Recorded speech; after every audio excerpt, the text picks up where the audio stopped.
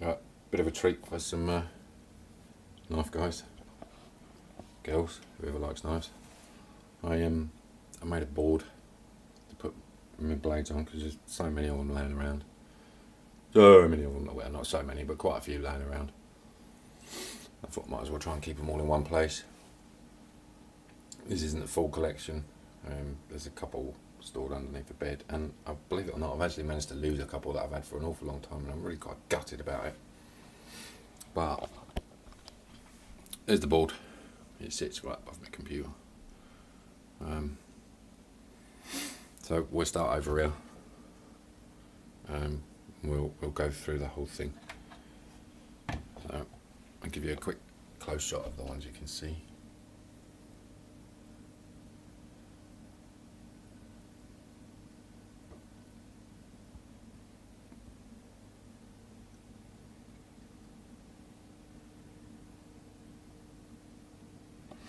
And now we'll get them down one at a time, and I'll go through who made them, where they come from, how much they've been used. This should be fun. I won't actually get this one down because it took me about half an hour to get it to stay where it is. This is a Tramontina from Brazil. They're supposed to be quite good. I always assumed a stainless steel machete would need some holes drilled in it somewhere. I've got one downstairs that I use for garden work that has holes drilled in it about there. Because stainless steel's so brittle. Well, just imagine if you strike something a bit hard with it, you could end up shattering it. But I've yet to use this. This is brand spanking new. It's not even cut a leaf yet. It needs sharpening, and I'm in the process of making a sheath for it out of some crappy old leather that I've got laying around. Right then, number one. This is a Mora Carbon, which I just stabbed myself in the finger with. It's not a black, it's just a normal shiny one, but it's got carbon steel blade, so potentially shouldn't go rusty, or will go rusty, but it hasn't yet because it hasn't really been used. So that's number one. That's not the most used one, hence stabbing myself in the finger when I get it out of its sheath. But at least it'll have a nice red finish to it now. Next, we have my I'll try not to stab myself with this one, my little Carbon Classic. It's just been burnt a little bit and had my wife's wax applied to it so that the handle stays pretty clean.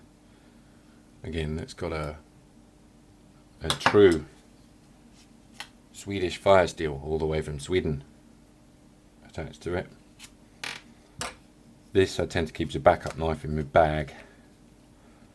I use it for game prep and stuff like that. It's not a bad little knife. Not exactly good, but not bad. So we'll go through the fixed blades first. Next, these two come as a pair. I got these from I can't remember, probably Henny Haynes. You've got a Cold Steel Roach Belly and a Cold Steel Finbear. I think a Roach Belly is a traditional skinning knife, but it doesn't really look like it because skinning knives normally have a hump here. These come out of the box pretty sharp. They appear to be stainless steel. You can't tell if they're full tang or not. I very much doubt it for the price I paid for these. I think I only paid about 30 quid for the pair, if that. But as you can see, they're not bad looking blades. This one's a bit of a funny looking thing, but again, I've never used them. The only thing I've cut with them is a piece of paper to see how sharp they were when they came out of the box.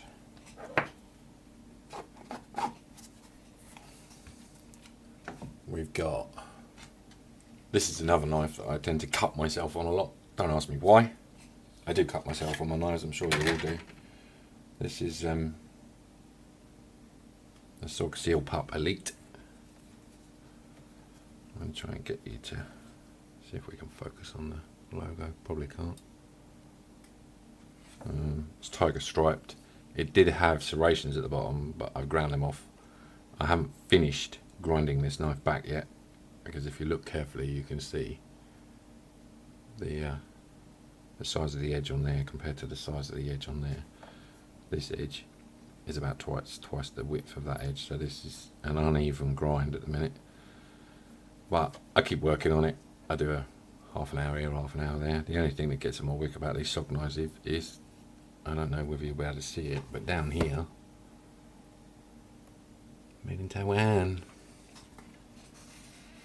Yeah, I thought SOG was American, German, wherever they are, were supposed to be good quality knives. Quite why they get someone else to make them if they make good quality knives, I don't know. There's a blade that's not on the board, which is, this is the RC6 from Rowan Cutlery.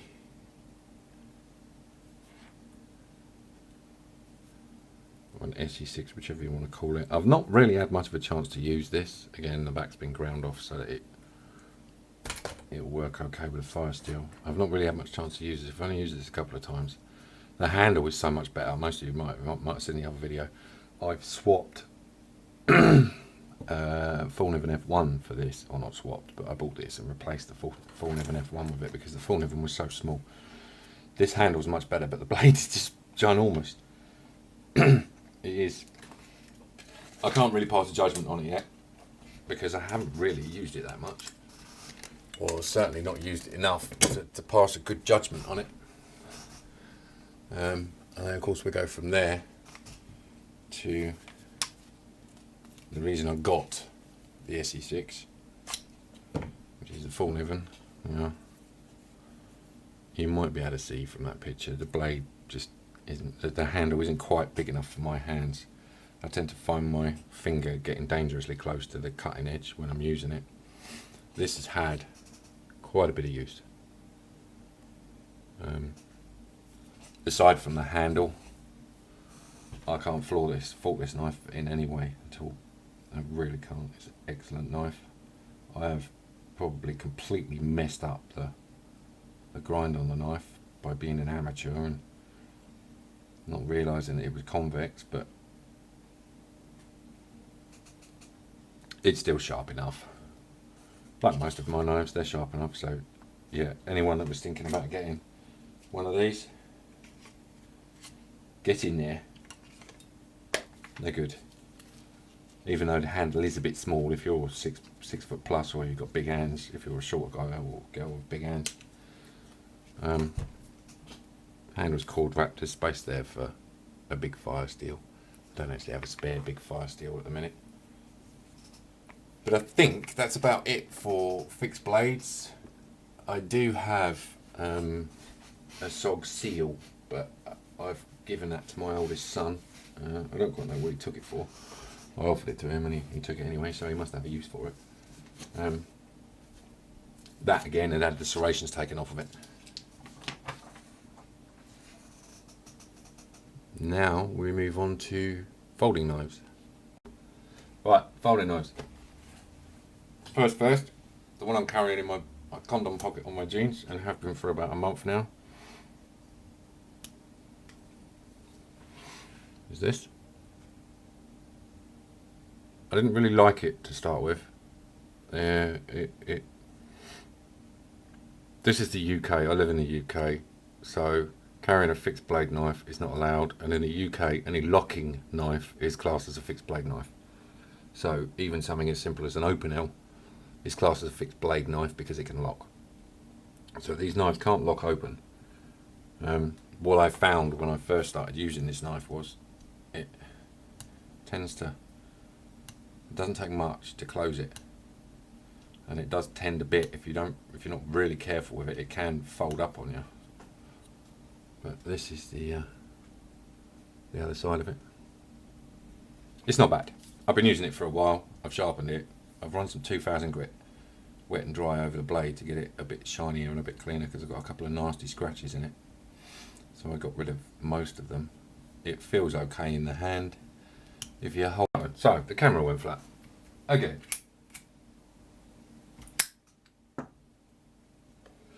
I couldn't find an original Casio battery for this camera. It's a Casio camera, so I bought an Energizer, and it's crap. Say no more. So we'll start again. My knife that I'm carrying at the minute, CRKT Columbia River.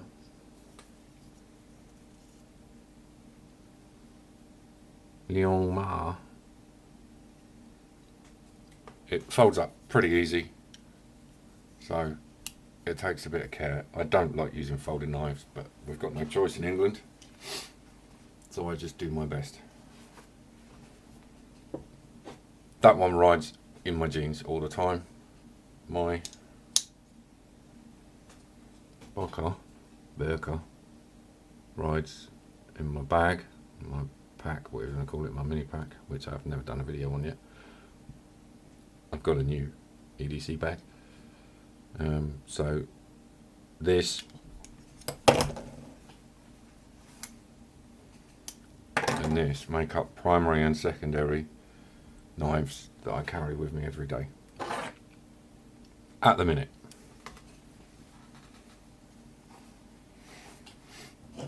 This I quite like. Again, it's a bit stiff.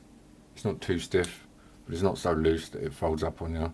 But again, if you're working near the end of the blade, you really have to take care. That's got a couple of chips missing out of it. You really have to take care if you're working near the end of the blade. But like I say, it's quite a nice looking knife. It's tactical. It's black, tactical black.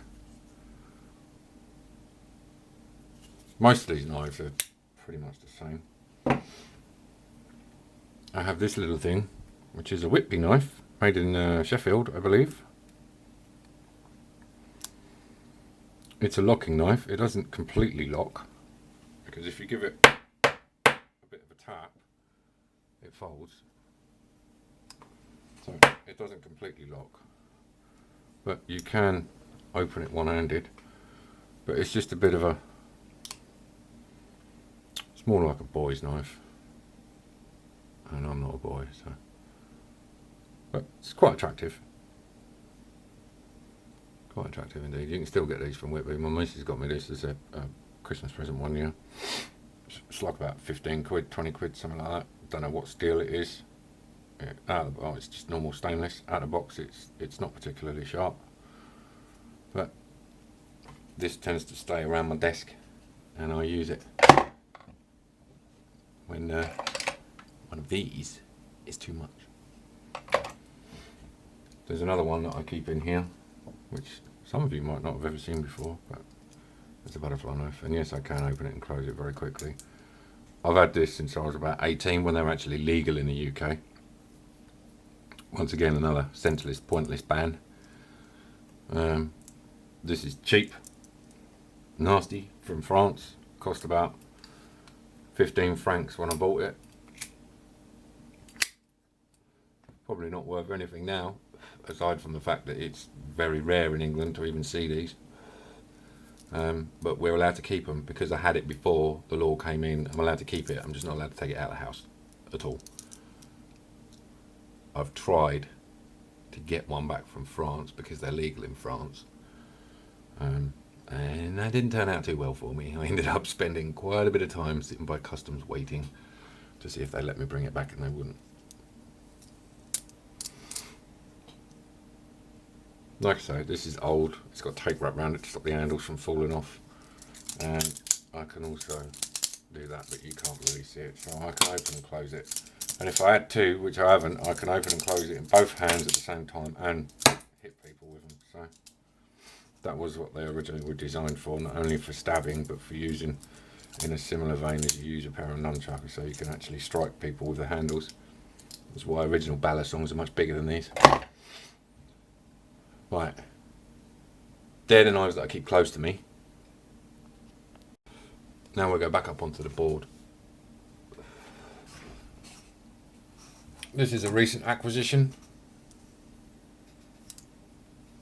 from Svord Knife Company, which is in New Zealand. it is an ugly knife. The blade is really rather nice, but the actual handle and everything itself is really rather nasty. But I don't know whether it's a New Zealand traditional knife or anything like that. It is very functional. I've used it. I was doing some gardening around the in-laws recently.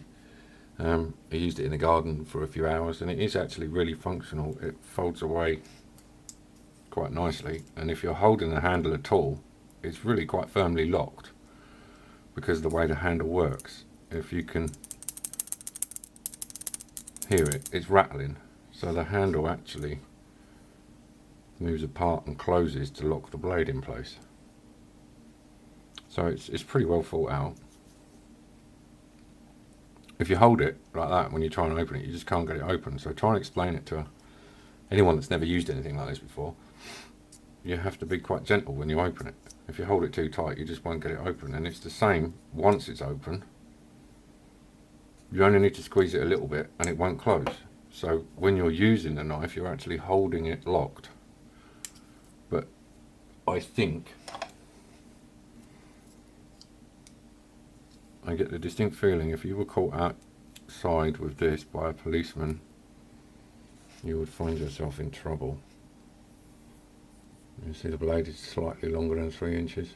We've got to have a blade of 3 inches or less in England and non-locking. That is a 15 quid knife. Here's another cheap one. I really like this knife. It's got a lovely shaped blade, and it's got stop that from rattling because that's going to drive me mad. It's got cake on it. This is a traditional Japanese pocket knife, carried for, well, Japan, probably thousands of years.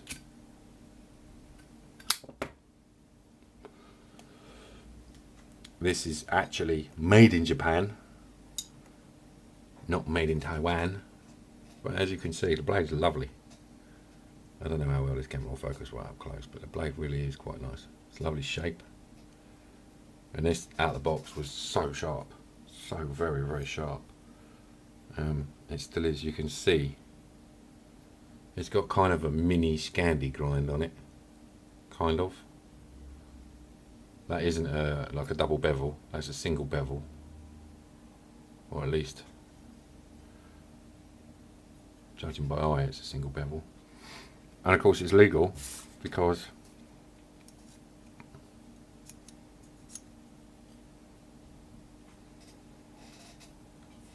it's less than 3 inches, so it's legal to carry and it doesn't lock open.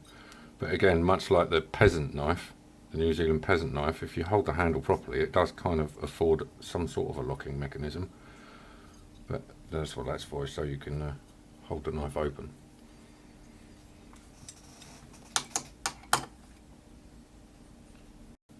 Right, next, it's a Chris Kane folding knife.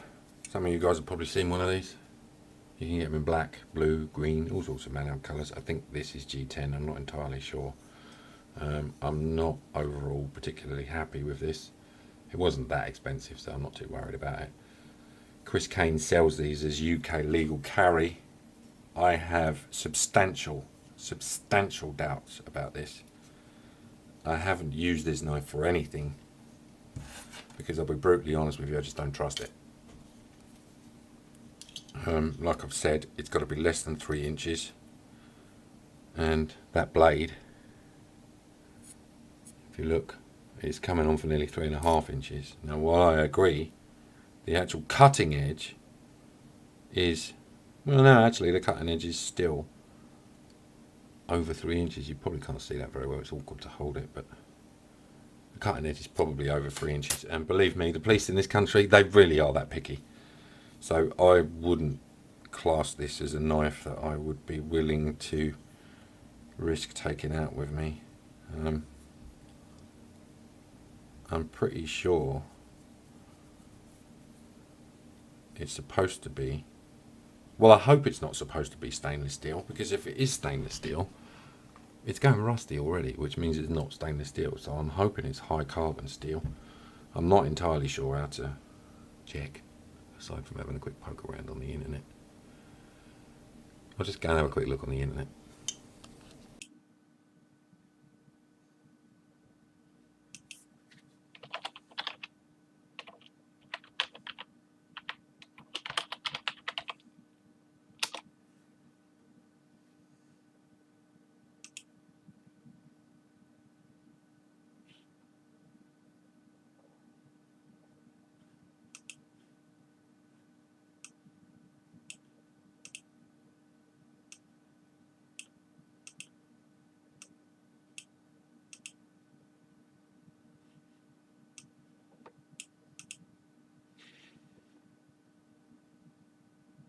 Right, Henny Haynes says this is 1095 carbon, which would explain the rust. So no, it's not stainless, it's actually carbon steel. But also, Henny Haynes doesn't class this as a UK legal carry knife. I wouldn't either, but I have heard Chris Kane stating this is a legal knife to carry around. No, it's not, it's too long. I would take a pot shot and say the law says blade length of less than. That's from there, from here. I.e., if you were to stab someone with this, this will stick in more than 3 inches, which is what they're trying to avoid. So I don't use that much, mostly because it's very stiff to open and close, which while I understand is a safety thing, I just don't like knives that are too heavy to open and close. It does, however, have an extra bit on the back, which you obviously, once you've got used to using the knife, you can work with it. There's a screw there, so I could probably loosen it off a bit and make it a bit easier to open and close. With a bit of reshaping on the blade, you could take it down to something that's actually legal to carry in the UK, and you've got quite a nice chunky knife there. But the trouble is, it doesn't. When you compare it to something like this, look at the size of it. It's nearly twice as long. It's difficult to carry in your pockets, especially without a belt clip or anything like that. It's not bad. I bought it because it's British made and it was designed by a British bloke, and you know, all racism aside, British people are generally quite good at what they do when they choose to do something like that. But I just don't really trust it very much for some reason. Right, so next we have a Williamson Urban Tactical designed Lansky, as in the people that make sharpening stones and such. Lansky World Knife. This one I really rather like. It is very big, it is very chunky. You do know you've got it in your pocket. I suppose I should have weighed these while I was doing it, if you're really that anal about it. The only downside is, once again, it is incredibly stiff. Incredibly stiff. And with that little hook on the end of the blade there, it's very easy to catch a finger with it. I think if it had a straight blade in it, it'd be slightly better, but I guess the hook is there to enable you to do maybe some fine carving with. It didn't come particularly sharp out of the box. It's sharp enough to pop some hairs off, but it doesn't feel sharp. There's something funny going on here, which I've never really been able to work out what it is. There's like a dent and pinhole that goes right the way through and out the other side, as if it was designed with some sort of a manual lock on it of some description or another. I don't know, maybe it's to move this, so you can move this to wherever you want, either have it on the bottom, on the top, on both sides. Yeah, I guess it is actually, looking at it. Well, that's that problem solved. I haven't used this one much because it just doesn't fit in your pocket and it's very heavy, so that's not quite so good. One of my favourite locking knives is next. But this is a locking knife, so again, in England I have to be careful.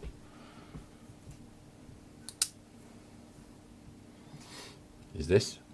As you can see, I like bigger, chunkier knives, but then I've got big hands, so I probably would do, wouldn't I? Stands to reason.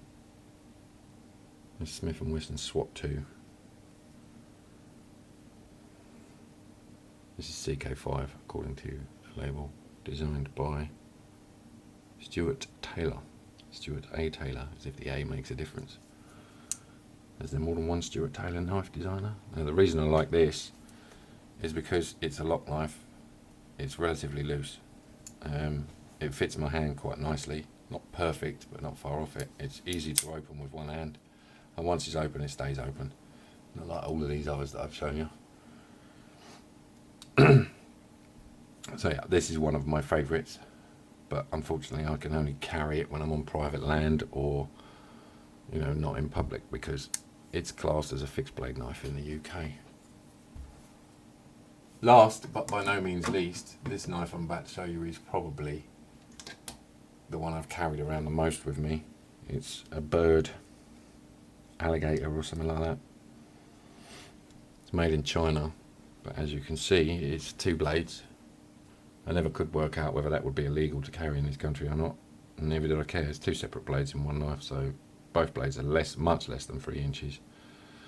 The serrated blade, I've never even tried sharpening. I barely even use it, but this blade I use quite a lot. This is Chrome MOV. I'll read you the number out. 8CR13MOV. So it's pretty good. This hardly ever needs sharpening. Once you've got a decent edge on it, it stays on there. You just need to hone it on a leather belt every now and again. And I wear a leather belt, so I've always got a honing tool with me. And like I say, I've carried this particular knife probably for 3 years, maybe more.